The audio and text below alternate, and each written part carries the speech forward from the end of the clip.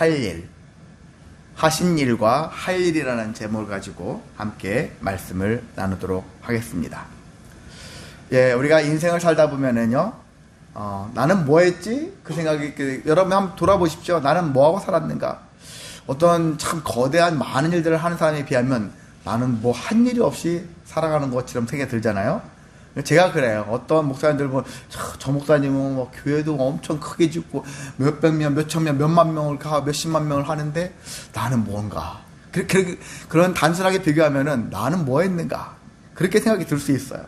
근데 그분은 그분의 인생이고 전 나름대로 제 입장을 놓고 본다면은 우리가 각각 사람들은 자기의 인생을 돌아보잖아요. 그러면은 뭔가 모르게 많이 이루며 살아왔다라는 것을 발견할 수가 있습니다. 하는 일에 대한 종류가 다를 뿐이지 각 사람은 뭔가를 하고서 살고 있다는 얘기죠. 많이 이루며 살고 있어요. 그러면 이 정도는 나는 많이 했어. 어떤 거대한 성과를 이뤄낸 사람 입장에서는 나는 이 정도면 많이 했어. 그래서 사람들이 은퇴를 하잖아요. 얼마 전에 워런 버핏이라는 사람이 있어요. 투자의 기재라 해가지고 재산이 이루 말할 수 없는 정도의 엄청나게 많은 사람인데 자기 이제 은퇴한대요. 그 돈은 진짜 우리가 상상도 할 수 없는 조단이거든. 조도 엄청난 많은 조단인데 이제 은퇴하겠다라는 거죠. 우리가 참 그런 사람들이 이제 은퇴한다고 하는데 그 사람들이 그 경제라는 측면에 봤을 때는 참 대단했다. 진짜 많이 이루었다. 이렇게 생각이 들 수 있지만 또 돌아보면 아직도 할 일은 여전히 존재한다라고 할 수가 있습니다. 그래서 우리는 어떤 많이 이뤘던 사회적으로 많이 알려졌던 그런 사람 말고도 우리는 모두는 항상 그런 사람입니다. 뭐냐면 지금까지 많이 해왔어요. 그렇지만 또 미래를 향해서도 여전히 할 일들이 존재한다라는 것을 생각할 수가 있다는 것입니다. 그래서 우리는 그 사이에 있는 거예요. 지금 한 일과 앞으로 해야 할 일 사이에서 우리가 인생에서 무엇을 생각해야 되는가 그것을 고민해보라는 얘기죠. 과연 이 일은 내가 이룬 일인가? 한번 생각해보자는 것이죠. 지금까지 여러분 사시면서 여러분 나름대로 걸어온 그 발자취를 보시면 내가 한 일인가? 하나님이 하신 일인가?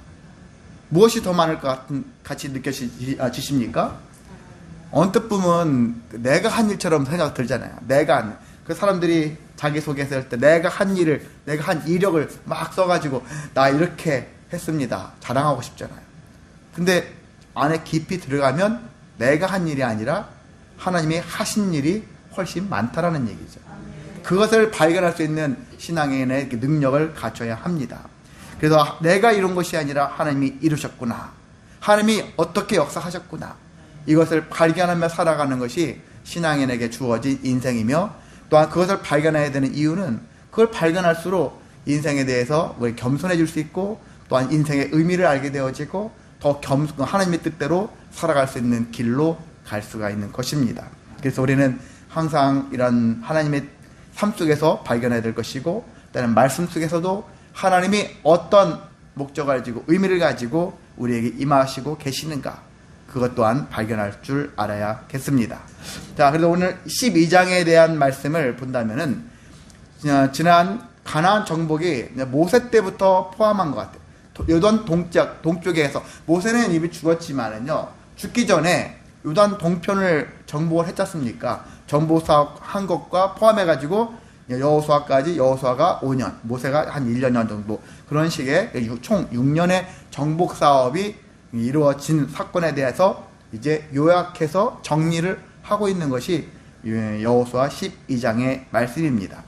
그래서 여기 보면은 모세가 정복한 것, 여호수아가 정복한 것, 그렇지만 아직 정복하지 않은 것, 세 가지 측면으로 그 단락을 나눠서 말씀을 볼 수가 있습니다. 일단 1절에서 6절에 있는 12장 1절에서 6절에 있는 말씀은요, 모세가 정복한 땅, 모세가 지도자로서 요단 동쪽이죠. 동편을 정복을 했었는데 그 정복한 사건들을 언급을 합니다. 자, 가나안 땅, 요단강을 넘어서 서편 땅을 정복한 사건만을 기록한 것이 아니라 요단 동편까지 기록을 한 거예요. 근데 하나님께서 원래 당초 이스라엘 백성들을 약속하신 것은 요단 서편이에요. 동쪽은 하나님의 계획 가운데 있었던 것이 아닙니다. 근데 동편도 정복한 땅으로 되어졌고 나중에 세 지파, 두 지파 반이 여기에 머물러 거주를 할 수 있게 되어졌죠. 그래서 어찌됐든 이 또한 하나님께서 주신 역사다, 은혜다 라는 것을 알 수 있다는 얘기죠. 자, 가나안 정복은 전적으로 하나님의 도우심에 의해서 성취된 것이다라는 것들을 사람들한테 확인시켜주는 거예요. 우리가 이루었습니다, 우리가 했습니다가 아니라 하나님이 이렇게 도와주셔서, 아니 때로는 하나님이 이끄셔서 이렇게 이런 성과를 이루었습니다 라고 고백할 수 있는 그러한 기회를 갖게 하는 것이죠. 또 한 가지는 하나님은 약속, 이미 조상 때부터 아브라함한테 약속하신 바를 진짜 수백 년이 지나서 지금 이제 이걸 이루어 주시고 있다라는 것들을 보여주세요. 하나님의 약속은 뭐 엄청 긴 역사로 보면 되게 길어요. 약속이 이루어지기는 과정은 엄청 길어요. 근데 그 약속은 때로는 각 사람에게 지금도 임하시고 있고, 그 이루어진 것들이 계속 이어져서 고리가 이렇게 이어져서 나중에는 약속이 온전히 이루어지는 그런 결과를 만들어내거든요. 그러니까 어느 날, 야, 수백 년의 인생을 결국 나중에 언젠간 이루어지는데 그 사이에 산 사람들은 뭐야? 수고밖에 없네. 그렇게 생각이 들 수 있잖아요. 그렇지 않습니다. 그 사이에 껴있는 사람들도 순간순간 하나님께서 약속을 성취해 주신다라는 것입니다. 그 작은 약속의 성취를 맛보면서 큰 성취를 나중에 결과적으로 모두가 맛볼 수 있는 구조가 하나님께서 우리에게 약속하신 바이기 때문에 우리는 작든 크든 그게 중요하지 않다. 내 인생 속에 어떤 사람처럼 때로는 살지 못한다 할지라도 그에 관여, 그런 생각을 가질 필요가 없다라는 것입니다. 나는 나다, 우리는 우리다. 온전히 나는 하나님의 약속을 받은 자이고 약속이 성취되는 인생을 사는 자이다. 이런 마음을 갖고 살아가는 것이 중요하다고 할 수가 있는 것입니다. 그래서 여기에 모세가 한 것도 하는 것이죠. 뭐 목회자를 친다, 뭐 여호수아가 목사라 치면, 그런데 모세는 설립자고 교회를 세운 자고, 그리고 여호수아는 후임자라고 생각한다면, 보통 후임 목사님들이 자기 혼자 잘났다고 하지는 않거든요. 막 하다가 어떤 일 있으면 기념 뭐 하면은 원로 은퇴하신 목사님, 원로 목사님을 탁 전면에 내세우고 그분이 하신 일을 세우고 하잖아요. 제가 그 생각을 또 들었어요. 12장에 있는 말씀 보면은 여호수아가 모세를 지우고 자기만을 탁 드러낼 수도 있을 법도 하지만 그렇지 않고 자기의 어떻게 보면은 앞선 지도자였던 모세가 행한 일들을 드러내므로 인해서 이것을 전체적으로 나도 그렇고 모세도 그렇고 우리는 하나님의 도구자였다, 하나님의 일꾼이었다, 하나님의 약속을 성취하기 위해서 사용된 것이었고 하나님께서 또 이렇게 약속을 성취해 주시고 있다라는 것들을 보여줄 수 있는 말씀이라고 할 수가 있겠습니다. 자, 그런데 아까 말씀드렸듯이 요단 동편은 원래 하나님의 약속의 땅이 아니었단 말이에요. 거기에 포함되어 있지 않았단 말이죠. 근데 변수가 생겼어요. 변수. 어떤 변수가 생겼느냐면 요단 동편으로 올라가서 우리가 동편으로 들어가서 그냥 남북으로 나눠가지고 그 사이에 들어가서 남북을 갈라놓고 정복을 하려고 했던 계획이 있었잖아요. 그래서 요단 동편은 그냥 지나가는 땅으로 인식을 하고 모세와 이스라엘 백성들은 거기를 지나가려고 했었었죠. 그래서 거기에 요단 동편에 있는 족속들에게 우리는 지나만 가겠습니다. 길만 열어주십시오. 그냥 우리 당신들한테 해를 끼치지 않겠습니다. 그렇게 했는데 사실 여러분이 만약 적의 입장에서 그걸 쉽게 받아들일 수는 없을 거예요. 안 그렇습니까? 저 같아도 저것들이 그냥 신사적으로 지나만 간다면 좋겠지만 그럴 리가 있겠나? 분명히 말은 구실은 그렇게 해놓고서 우리가 넉넉히 있었을 때 공격당하면 그냥 죽는 거죠. 끝나는 거죠. 근데 그들의 입장에서도 어쩔 수 없는 일이라고 했지만 결과론적으로 모세와 이스라엘 백성들의 그런 마음 받아주지 않으면서 오히려 대적을 했고 전쟁을 일으켰어요. 일으킨 결과 정복을 오히려 당한 거죠. 그들이 당한 것이죠. 그렇게 당했기 때문에 그들이 땅을 빼앗기고 여기에 세 개의 지파 르우벤, 갓, 므낫세 반지파가 살게 되어지는 계기를 마련했다고 할 수가 있는 것입니다. 자, 그러면 요단 동편을 정복한 것은 어떻게 하나님의 뜻이 아니니까 잘못된 일이냐? 그렇게 할 수 있느냐? 그렇지 않다라는 거예요. 하나님은 또한 그때로 인정해 주셨다라는 거예요. 거기에 사는 것도 그래 살게 거기는 아니야 약속의 땅이 아니야 끝까지 하나님이 만약에 아니라고 하셨다면은 이들은 살지 못했겠죠. 근데 하나님이 그래 그러면 거기도 살아라 그렇게 하신 거예요. 중간에 약간의 변수처럼 변수인데 하나님이 변수를 예상 못했다라는 의미로 받아주시면 안 되고요. 때로는 우리 살면서 내가 원치 않는 상황과 환경이 발생할 수 있거든요. 모든 게 계획대로 이루어지진 않을 수도 있거든요. 그럴 때 또 계획에 따라서 거기에 맞춰가지고 어떤 일들이 발생하긴 합니다. 그런데 분명히 요단 동편은 그렇게 눈으로 보여지긴 자연 환경상으로 봤을 때는 되게 좋은 땅인데 그만큼 거기를 노리는 사람들이 많아요. 노리는 족속들이 많아요.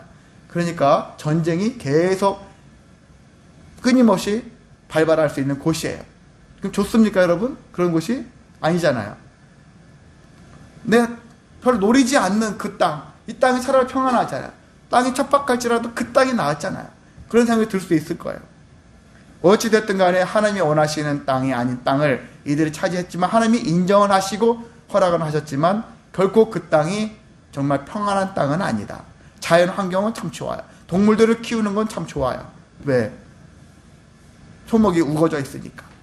그건 좋긴 하지만 그만큼 어려운 땅일 수 있다는 것을 생각할 수 있다는 얘기입니다. 한편으로는요. 그럼 여기 가나안 땅, 여기 유단 동편을 정복하는 일은 의미가 없는 일이었을까? 여기를 정복하지 말았어야 될까? 또 그 생각이 들 수 있어요. 그런데 그렇지 않아요. 인생 속에 써 있잖아요. 그 땅은 하나님의 약속의 땅이 원래는 아니었지만 그래도 의미는 있다라는 거예요. 여러분이 인생살이 해보시다면은 어떤 일, 괜히 했어. 저거 괜히 했어. 저도 예전에 결과적으로는 제가 신학을 해가지고 서른에 신학을 해서 목회자가 되어졌는데 그 전에 제가 일반 학교를 다녔잖아요. 그러면 그 다닌 학교는 쓸데없는 것이냐? 의미 없는 짓이냐? 시간 낭비했냐? 목자는 그렇게 할 수 있어요. 엉뚱한 데다가 시간, 돈 다 해놓고서 이제 겨우 이거 하려고 그렇게 돌고 이렇게 이제 더 왔냐? 라고 하는 사람들도 있을 수 있어요. 본인 스스로도 그렇게 자기 자신을 한탄할 수도 있어요. 근데 돌아보면은 의미 없는 것은 하나도 없다라는 거예요. 다 의미가 있다. 물론 어떤 사람은 한 번에 탁 치고 나가서 엄청 앞서가는 것처럼 보여서 그 사람에 비하면 내가 참 별달 것 없고 의미 없는 인생을 살아온 것 같지만은 그렇지 않다라는 거예요. 우리의 인생은 나름대로 다 의미가 있다라는 것을 기억하시기를 원합니다. 쓸데없는 게 없어요. 다 모든 것 의미가 있어요. 여러분이 중간중간 지금까지 살아왔던 거, 그리고 모든 것들을 돌아보면서 그 해는 지워버리고 싶어. 이 사건은 지워버리고 싶어. 그런 마음이 들 수도 있지만 그러지 마시기 바랍니다. 그것이 변하여 물이 변하여 포도주가 되는 것처럼 그러한 내가 지고 싶었던 것들이 변하여서 나를 더 유익하게 만들어갈 수 있다는 사실을 우리가 다시 한번 기억하기를 원합니다. 그래서 우리는 내가 비록 실수처럼 보이고 잘못된 선택한 것처럼 보이고 잘못된 짓을 하는 것 같이 느껴질 수 있어요.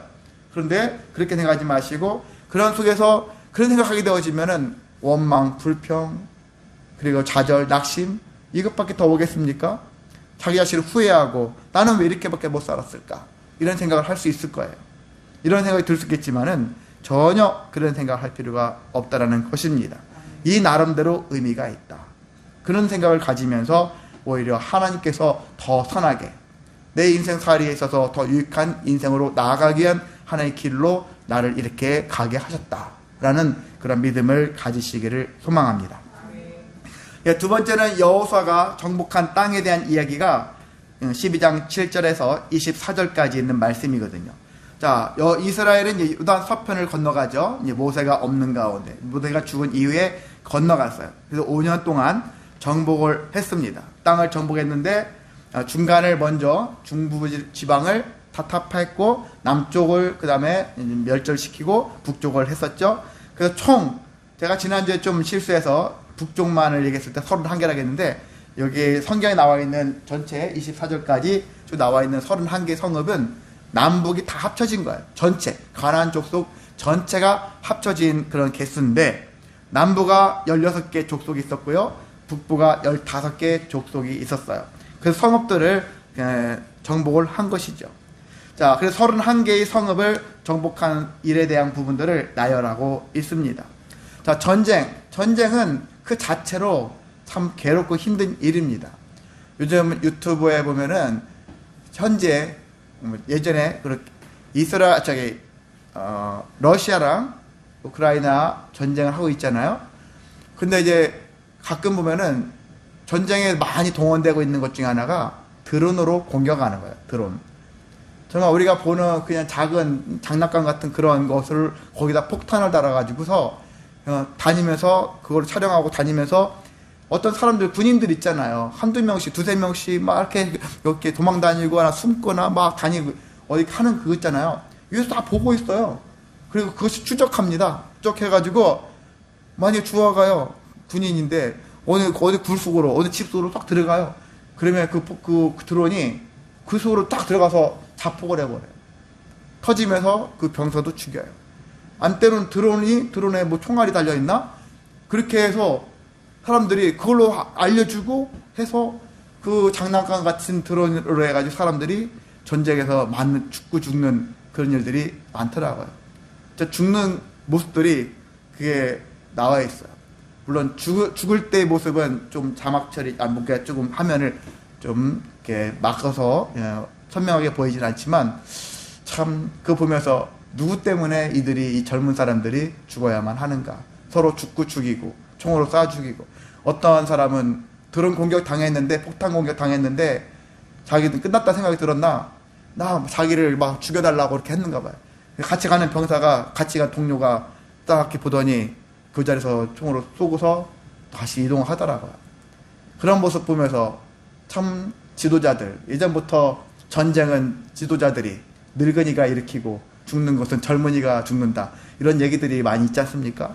무엇을 위해서 그렇게 하는지 모르겠어요. 이제 그런 일들 생각할 때 참 전쟁 자체는 별로 유익하지는 않다라는 얘기죠. 가능하면 전쟁이 없는 삶을 살아야 하는데, 근데 전쟁을 자꾸 일으킨다는 얘기죠. 그리고 얼마 전에 미국이 또 베네수엘라를 공격을 해서 베네수엘라 대통령 내외를 납치를 해가지고 미국에서 지금 재판을 진행 중에 있고, 참 별일들이 발생하고 있어요. 근데 보니까 베네수엘라를 공격하는데 그 대통령이 베네수엘라 대통령 내가 잘했다 그걸 떠나서 80여 명 사람이 죽었다고 하더라고요. 그 과정 속에서. 그 대통령 내를 납치하기는 과정 속에서 80여 명 사람들이 죽었다는 얘기. 그 얘기 들으면서 참 무엇을 위해서 이렇게 사람들이 살아가고 있는가. 다시 한번 전쟁에 대한 그 참혹상, 전쟁의 피해, 그런 것들이 얼마나 그런 일들을 만들어내고 있는가에 대해서 많은 생각을 하게 되어졌습니다. 자, 어찌됐든 간에 전쟁은 쉽지 않아요. 우리가 실제 보여지는 그런 전쟁뿐만이 아니라 어떤 무역도 있고, 또 우리 삶 속에서 전쟁도 있고, 여러분의 내적 어떤 갈등의 전쟁도, 모든 것들이 다 존재는 합니다. 무엇이든지 간에 전쟁은 치열하지 않으면은 이길 수가 없다. 치열해야 된다. 이미 어쩔 수 없이 전쟁을 하게 되었다면은 치열하게 해야 되고, 치열한 전쟁을 통과해야지만이 그것에서 결과물이 나올 수 있다는 것입니다. 우리는 어쩔 수 없이 그냥 나는 안 하고 싶어, 피하고 싶어, 피하면은 안 되는 거죠. 부부싸움을 처음에 시작했는데 한쪽에 그 잔소리를 자꾸 피하고 도망가고 하면은 해결책이 되느냐? 안 돼요. 피하면은 나중에 더 큰 문제가 생겨져서 더 큰 부부싸움이 이루어지고 헤어질 수 있는 길로도 갈 수가 있더라고요. 주변에 그런 사람들이 꽤 많거든요. 한쪽에 막 공격, 한쪽에 그냥 듣기 싫어서 그냥 피해버리는, 회피하는 그런 것이 있는데, 그렇지 않고 적극적으로 그걸 잘 받아서 해결할 수 있는 전쟁을 치러야 되는 거거든요. 화목하게 하기 위한 전쟁을 치러야 되거든요. 서로가.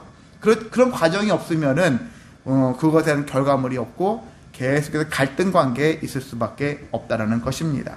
그래서 우리는 때로는 피할 수 없는 것에 대해서는 피하지 말고 적극적으로 전쟁을 치를 때는 치러야 한다. 그래서 이렇게 이 세상은 안전한 곳이 하나도 없습니다. 왜냐하면 사탄이 존재하니까. 사탄이 계속 사람들의 마음의 심령을 움직여서 불편한 마음을 만들어 하거든요. 목사님들은 다 무슨 성인군자 같죠? 그렇지 않아요. 목사님들도 마음이 되게 좁쌀 같은 그런 부분들이 있어요. 별것도 아닌 거 가지고 명예, 권세를 은근히 따지고 그거에 대해 민감한 그런 분들도 있어요. 그래서 전쟁을 불사하는 그런 목회자들도 많습니다.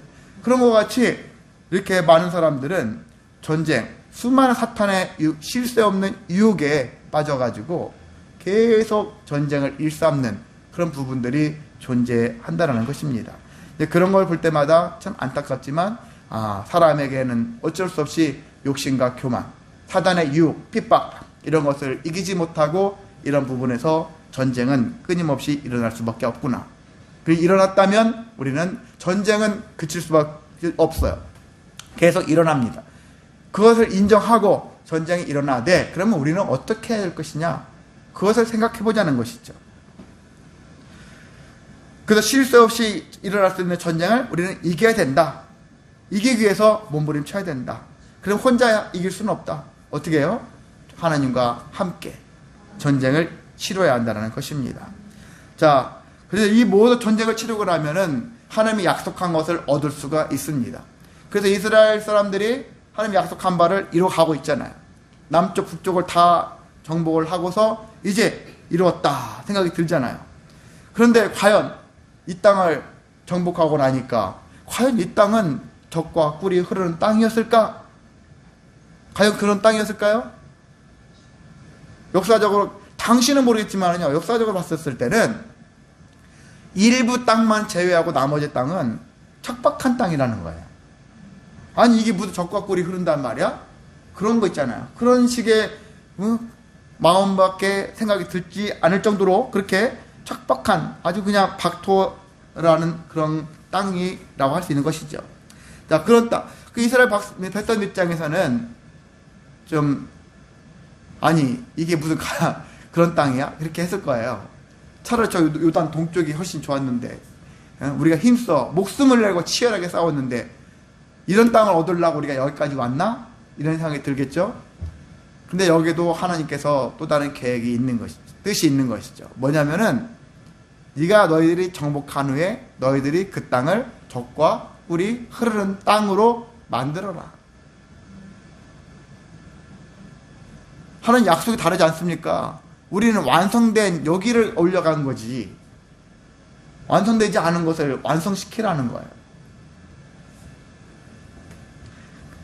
하나님께서는 우리는 생각하셔야 돼요. 뭐냐면요, 우리에게 약속을 하시지만은 모든 것들을 다 구비하고 완전히 완비해놔서 너희는 오기만 하면 돼. 그렇게 하시는 분이 아니라는 거예요. 저와 여러분의 인생도 지금 그래요. 네가 목회만 하면 내가 알아서 뭐 할게, 다 크게 해줄게, 불려줄게, 충만하게 해줄게. 그게 아니라는 거예요. 나머지 목회길을 가지만 하나님의 일하니까 그 얼마나 정말 구별받은 일입니까? 선택받은 일이잖아요. 그런데도 불구하고 목회가 어렵다 그런 얘기 하지 않습니까? 나머지는 네가 계획해, 네가 일을 이루어 가, 개간해, 이렇게 하시는 게 하나님이라는 얘기죠. 어떤 것은 어떤 면에서는 완비를 해놔요. 근데 우리의 인생의 과정 중에서는 하나님께서 다 준비해놓고 거기서 있으라고 하지 않습니다. 그 길을 약속하지만 그것이 약속이 이루어지는 과정에는 우리가 참여해서 그 약속을 이루어 가야 한다는 얘기죠. 그래서 제가 제목을 하나님의 하신 일, 하신 일과 할 일인데, 하나님의 하신 일에 대하여 우리가 인간된 우리가, 성도된 우리는 뭘 해야 할까? 그거에 대한 말씀이에요. 그런 마음을 가지고서 신앙생활 해야 한다는 것을 강조하고자 하는 것입니다. 그래서 우리는 하나님의 약속을 믿는 삶을 살아야 될 것이고요, 말씀대로 순종하면서 하나님의 하신 일에 대한 그것을 우리가 할 일로 받아들여서 하나님의 그 모든 결과물들을 만들어내는 일에 우리가 도구자로 쓰임 받아야 한다는 것입니다. 그래서 하나님은 이 가나안 정복을 통해서 이스라엘 백성들에게 많은 깨달음을 주는 거예요.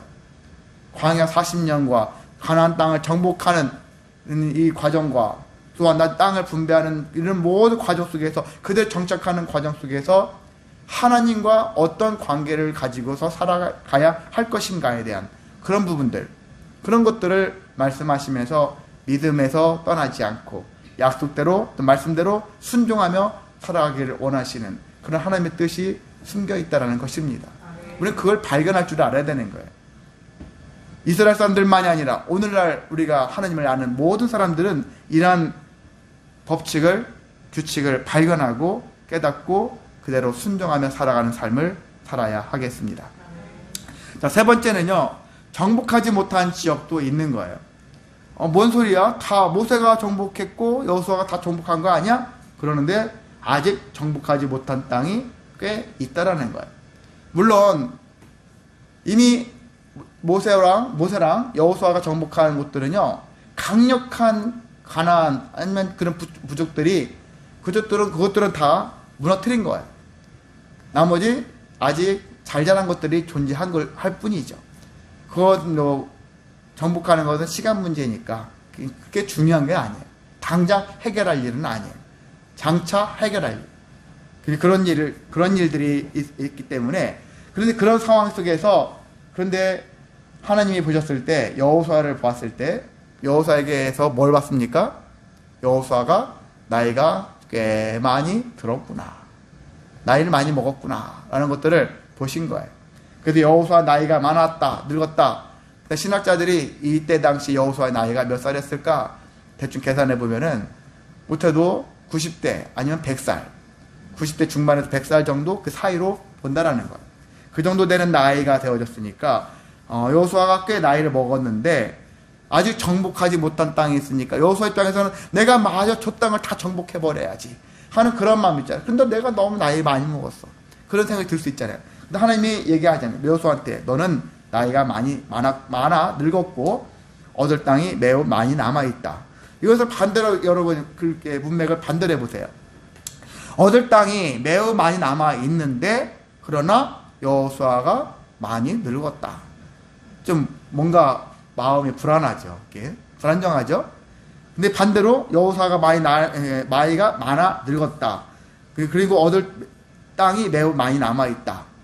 그리고 이렇게 하면은 여호수아 많이 늙은 것은 맞긴 맞는데 얻을 땅이 아직 남아있다라는 것에서 그러면 이 땅을 어떻게 차지하게 되었지? 미래적인 측면에서 새로운 관점을, 시각을 갖게 하는 그런 문장이라도 할 수가 있습니다. 그래서 때로는 같은 내용인데도 이렇게 보느냐 저렇게 보느냐에 따라서도 해석이 약간 다를 수도 있거든요. 관점이 다를 수도 있는 것이죠. 자, 이 문제를 어떻게 생각해야 되는가? 여호수아 입장에서는 그래, 나는 장수로서 계속 정복을 해서 모두를 다 완벽하게 정복을 해야지, 이런 마음을 품을 수 있잖아요. 근데 하나님께서는 그만하면 됐다 라는 거예요. 정복에 대해서는 너는 할 만큼 했다, 너는 이제 여기까지다, 그런 얘기예요. 그러면서 그런데 이걸로 끝났느냐? 그렇지 않아요. 아까 7절에 보면은 뭐 합니까? 6절 7절에 보면은 내가 쫓아내는 정복 사업은 내가 하겠다, 하나님이 하신 거야. 6절에 13장 6절에 보세요. 내가 그들을 이스라엘 자손 앞에서 쫓아내겠다. 내가 하라겠잖아. 하나님이 쫓아내겠다. 그러니까 여호수아한테는 너는 신경 쓰지 말아라, 그거에 대해서 고민하지 말아라, 쫓아내는 것은 내가 하겠다. 또 다른 사람을 통해서 쫓아내게 하시겠죠, 하나님께서는. 그러니까 여호수아한테 짐을 더 이상 지어주지 않는 거예요. 정복하는 것은 네가 할 일은 아니야. 이제 너가 할 일, 이제 뭐가 있습니까? 너는 그 땅을 이스라엘에게 분배하라. 분배해서 그들의 기업이 되게 해라. 분배하는 것으로 임무가 바뀌어지는 거예요. 분배한 일은 정복보다는 좀 쉽겠죠. 일의 부담을 줄여주고. 근데 사실 쉬운 부분도 아닙니다. 왜 그렇습니까? 이제 이스라엘 백성 입장에서 각자 지파별로 땅을 차지한다 했었을 때 사람들에게 무엇이 생길까요? 욕심이 생기죠. 당연히 나는 더 좋은 곳을 차지하고 싶고 더 많은 땅을 차지하고 싶은 게 사람 마음이잖아요.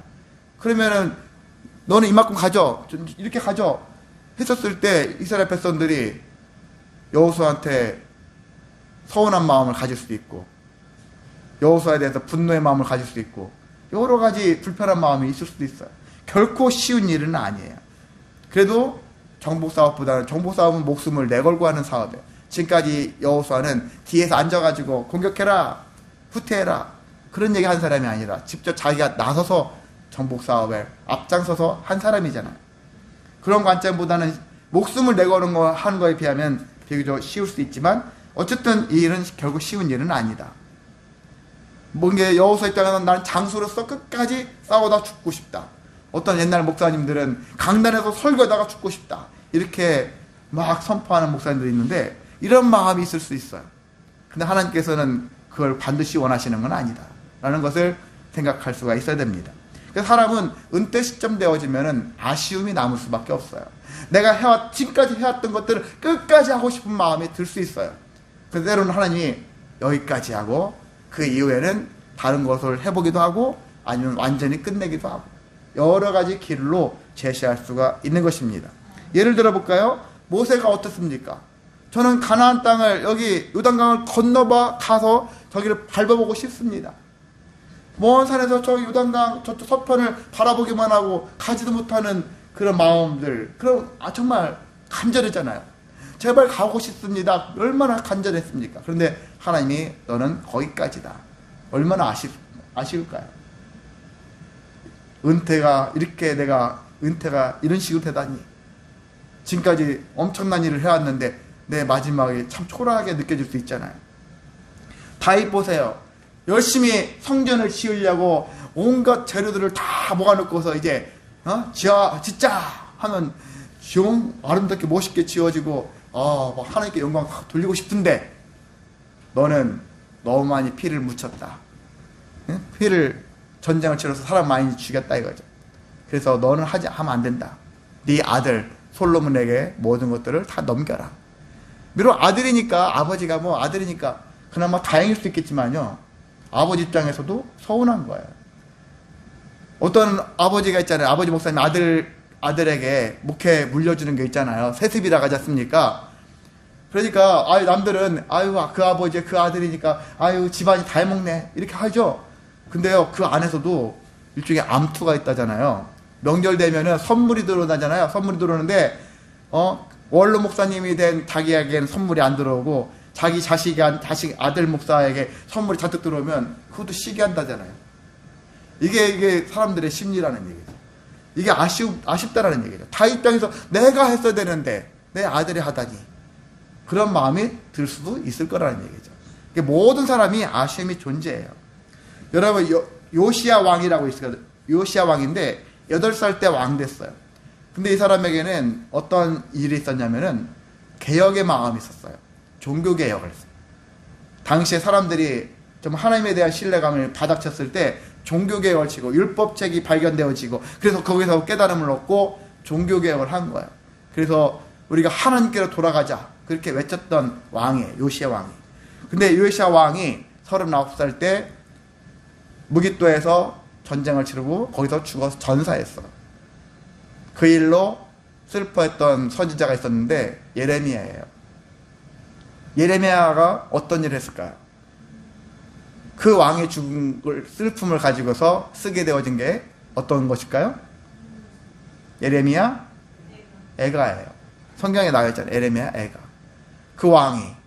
이 왕이 계속 살아서 이스라엘 전체가 종교개혁되어져서 변화되어지고 정말 하나님께로 온전히 돌아가기를 바랬을 건데 너무 이른 나이에 너무 아쉬운 거예요. 왜 이런 사람은 일찍 죽지? 하는 일에게 우리가 많이 하지 않습니까? 이렇게 사람은 아쉬움을 안고 퇴장하는 존재입니다. 누구든지 영원할 수 없는 거예요. 그런 인생을 살아가고 있는데 여호수아도 마찬가지죠. 모세도 이미 경험했지만 여호수아도 나도 내 나이가 지금 나중에 여호수아가 죽을 때는요 110세에 죽었다고 나와 있어요. 그러니까 앞으로도 한 10여 년 이상은 더 살겠지만 임무가 바뀌어진 거죠. 어찌됐든 아쉬움은 존재한다. 모든 사람이 어떤 사람이든지 간에 작은 목회를 하다가 그만둬도 아쉽고요. 큰 목회를 하고 그만둬도 아쉽고요. 다 아쉬워요. 모든 사람 다 아쉬워요. 일반인도 다 아쉬워요. 모든 것 후련하다 천만에요. 다 아쉬운 존재들입니다. 20살에 죽어도 아쉽고요. 100살에 죽어도 아쉬운 게 인생이지 않습니까? 그런 것처럼 우리는 아쉬움을 안고 살아가는 존재이지만 그 안에서 우리가 할 수 있는 일은 하나님이 지금 나에게 뭘 원하시는가? 어떤 일을 하기를 원하시는가? 그것을 나는 끝까지 이루며 살리라.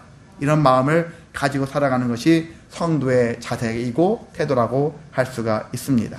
그래서 우리는 하나님의 하신 일과 내가 할 일에 대한 그런 일들을 계속 우리가 생각하시면서 거기에 합당한 생애를 살아가는 2026년 되시기를 주님의 이름으로 소망하고 축복합니다. 거룩하고 자비로우신 하나님 감사를 드립니다. 새 수요 예배를 허락해 주시고 찬양과 기도와 말씀 속에 임하게